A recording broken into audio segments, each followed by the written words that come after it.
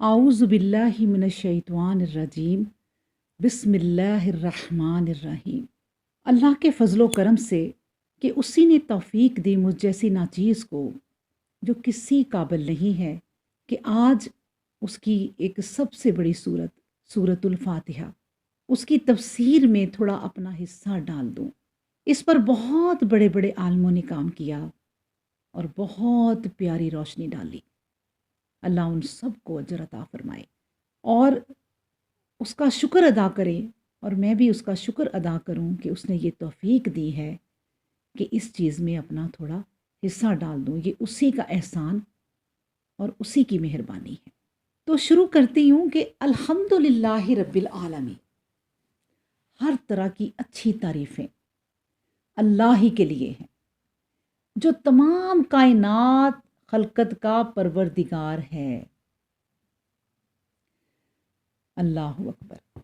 अब देखिए, इसमें अलहम्द की असल जो है वो है हा मीम दाल।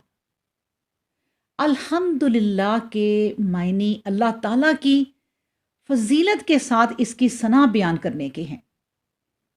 ये मदाह से ख़ास और शुक्र से आम है। सब खूबियाँ और सताइशें अल्लाह ही के लिए हैं। अलहम्द का लफ्ज़ कुरान मजीद में 28 बार और अल्हम्दुलिल्लाह 23 बार आया है। अल्हम्दुलिल्लाह रब्बिल आलमीन का पूरा जुमला ये सूरत फातिहा में पहले, फिर सूरतुल अनाम में आयत नंबर 45, सूरह यूनस आयत नंबर 10 और अस-सफ़ात आयत नंबर 182, अर-रूम 75 और अल-मोमिन 65। यानी कुल 6 बार इस्तेमाल हुआ है अल्हम्दुलिल्लाहि रब्बिल आलमीन। अल्लाहु अकबर। रब का लफ्ज़ जो अगला लफ्ज़ है रब, रब्बिल आलमीन, इसकी असल जो है वो रा बा है और रब के मायने है परवरदिगार, मालिक, साहब, ये असल है। रब्बी या रब्बी का मस्दर है। रब का लफ्ज़ कुरान मजीद में 84 बार आया है और रब जो दरअसल रब्बी है 68 बार इस्तेमाल हुआ है, और वाज़े तौर पर रब्बी का लफ्ज़ 101 बार इस्तेमाल हुआ है। रब जैसे अल्हम्दुलिल्लाहि रब्बिल आलमीन, फिर रब जैसे व इज़ क़ाला इब्राहीमु रब्बिज अल हाज़ा बलदन आमिना, फिर रब्बी जैसे इज़ क़ाला इब्राहीमु रब्बी यल्लज़ी युही व युमीत। अल्लाहु अकबर। हम्द से सूरत की इब्तिदा क्यों की गई? इसलिए कि मग़फ़िरत इलाही की राह में इंसान का सबसे पहला तासुर यही है। जब कभी भी एक सच्चा इंसान इस राह में कदम उठाएगा तो सबसे पहले जो हालत इसकी फ़िक्र पर तारी होगी वो कुदरती तौर पर यही होगी जिससे इस जगह तमहीदो 27 से ताबीर किया गया है। अब रहा ये सवाल कि इंसान के लिए मार्फत हक की राह क्या है। कुरान मजीद इसके मुतल्लिक कहता है कि वो सिर्फ एक ही राह है और वो है कायनात खलकत में तदब्बुर व तफक्कुर। इसलिए कि मसनूआत का मुतालिया इंसान को सानिया हकीकी तक पहुंचा देगा। गौर व फिक्र किए बगैर कुछ हासिल नहीं।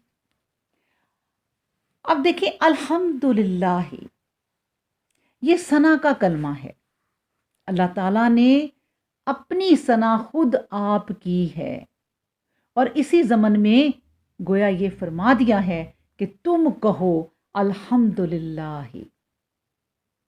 बाज़ ने कहा کہ الحمدللہ کہنا اللہ تعالیٰ کے پاکیزہ ناموں اور اس کی بلند و بالا صفتوں سے اس کی ثنا کرنا ہے،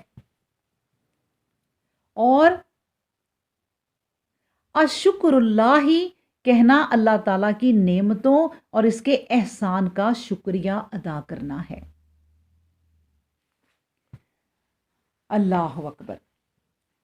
حضرت عمر رضی اللہ تعالیٰ عنہ نے ایک مرتبہ فرمایا کہ سبحان اللہ اور لا الہ الا اللہ، اور بعض روایتوں میں ہے کہ اللہ اکبر، یعنی بعض روایتوں میں دو چیزیں انہوں نے کہی، سبحان اللہ اور لا الہ الا اللہ، اور بعض روایت میں کہ ساتھ انہوں نے اللہ اکبر کو بھی شامل کیا، اور وہ کہتے ہیں کہ ان تینوں کو تو ہم جانتے ہیں، لیکن یہ الحمدللہ کا کیا مطلب ہے؟ حضرت علی رضی اللہ عنہ نے جواب دیا کہ اس کلمہ کو اللہ تعالیٰ نے اپنے لیے پسند فرما لیا، اور بعض روایتوں میں ہے کہ اس کا کہنا اللہ کو بھلا لگتا ہے۔ ابن عباس رضی اللہ عنہما فرماتے ہیں کہ یہ کلمہ شکر ہے۔ اس کے جواب میں اللہ تعالیٰ فرماتا ہے کہ میرے بندے نے میرا شکر کیا۔ اس کلمہ میں شکر کے علاوہ اس کی نعمتوں، ہدایتوں اور احسان وغیرہ کا اقرار بھی ہے۔ اللہ اکبر۔ کعب احبار رضی اللہ عنہ کا قول ہے کہ یہ کلمہ اللہ تعالیٰ کی ثنا ہے، یہ اللہ کی چادر ہے۔ ایک حدیث میں بھی ایسا ہے، رسول اللہ صلی اللہ علیہ وآلہ وسلم فرماتے ہیں کہ جب تم الحمدللہ رب العالمین کہہ لوگے تو تم اللہ تعالیٰ کا شکر ادا کر لوگے، اب اللہ تمہیں برکت دے گا۔ اللہ اکبر۔ ترمذی، نسائی اور ابن ماجہ میں حضرت جابر بن عبداللہ رضی اللہ عنہ سے روایت ہے، رسول اللہ صلی اللہ علیہ وآلہ وسلم نے فرمایا کہ افضل ذکر لا الہ الا اللہ ہے اور افضل دعا الحمدللہ ہے۔ ایک حدیث میں ہے کہ جس بندے کو اللہ تعالیٰ نے کوئی نعمت دی اور وہ اس پر الحمدللہ کہے تو دی ہوئی نعمت لے لی ہوئی سے افضل ہوگی۔ فرماتے ہیں اگر میری امت میں سے کسی کو اللہ تعالیٰ تمام دنیا دے دے اور وہ الحمدللہ کہے تو یہ کلمہ ساری دنیا سے افضل ہوگا۔ قرطبی رحمۃ اللہ علیہ فرماتے ہیں مطلب یہ ہے کہ ساری دنیا دے دینا اتنی بڑی نعمت نہیں جتنی الحمدللہ کہنے کی توفیق دینا ہے، اس لیے کہ دنیا تو فانی ہے اور اس کلمہ کا ثواب باقی ہی باقی ہے۔ اللہ اکبر۔ یہ دنیا تو فانی ہے اور اس کلمہ کا ثواب باقی ہے۔ ابو عالیہ رحمۃ اللہ علیہ فرماتے ہیں انسان کل ایک عالم ہے، سارے جنات کا ایک عالم ہے، اور ان کے سوا 18,000 14,000 عالم ہیں۔ فرشتے زمین پر ہیں اور زمین کے 4 کونے ہیں، ہر کونے میں 3,500 عالم ہیں جنہیں اللہ تعالیٰ نے صرف اپنی عبادت کے لیے پیدا کیا ہے۔ کون سی بات کا ذکر اب ہو رہا ہے؟ رب العالمین، عالموں کا مالک۔ اللہ اکبر۔ اور سید بن مسیب اسی سلسلے میں رحمت اللہ علیہ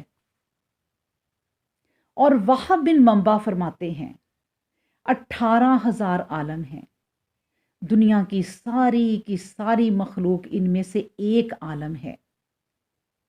حضرت ابو سعید خدری رضی اللہ عنہ فرماتے ہیں 40,000 عالم ہیں، ساری دنیا ان میں سے ایک عالم ہے۔ واللہ عالم۔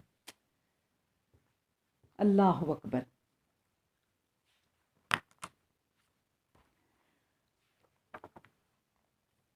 تو اس سورۃ فاتحہ کی تفسیر میں مختصر یہ کہ سورۃ فاتحہ میں الحمدللہ ایک دعویٰ ہے جس میں یہ بتایا گیا ہے کہ تمام صفات کارسازی کا مستحق صرف اللہ ہے، اور اس کے بعد رب العالمین، الرحمن الرحیم اور مالک یوم الدین، یہ سب اس دعویٰ کی دلیلیں ہیں۔ اللہ اکبر۔